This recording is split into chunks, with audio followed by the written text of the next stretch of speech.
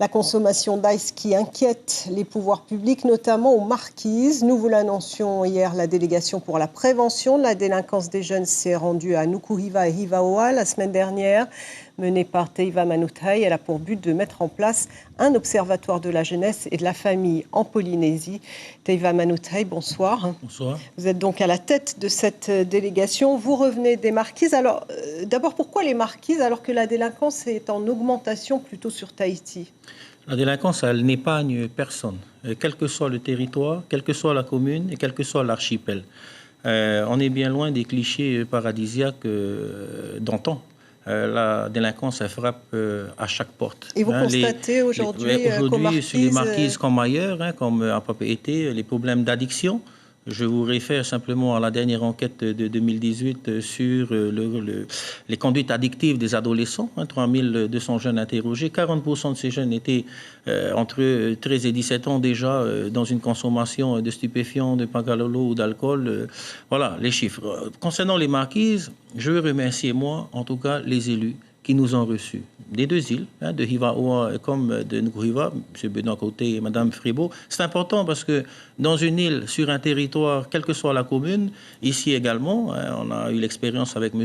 Lissan, on ne peut pas intervenir dans une commune si on n'a pas ce respect du magistrat qui est lui aussi l'agent par excellence de proximité. Alors, merci aux services de l'État, du pays qui nous ont reçus favorablement et qui attendent en fait que l'on mette ensemble en place une vraie politique de prévention de la délinquance. Justement, expliquez-nous quelle est votre mission. Qu'est-ce que vous faites concrètement quand vous arrivez là-bas? Vous voyez d'abord, pour intervenir, il faut qu'on soit... voyez les jeunes pour intervenir, il faut d'abord qu'on soit saisi. Ensuite, on arrive sur un territoire, on compose avec ce qui existe. Les services de l'État, du pays, les confessions religieuses, le maire évidemment, les associations aussi. Parce qu'on n'a pas, nous, la prétention de dire qu'on va intervenir seul et qu'on a, nous, seuls, les possibilités pour traiter les choses. D'abord, ça serait irrespectueux parce qu'on n'y vit pas.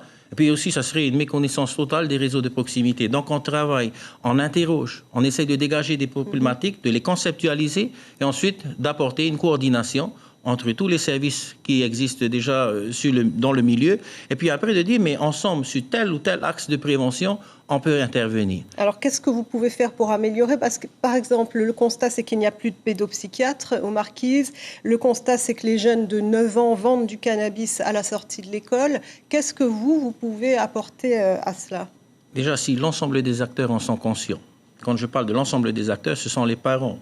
Quels moyens, en fait, on se donne aujourd'hui pour aller avec les tavernas, les institutions, rencontrer dans les vallées les plus reculées, ou bien ici à Tahiti, dans les quartiers, avec les réseaux de proximité, les maisons de quartier, quels outils on se donne, en fait, pour soutenir la parentalité.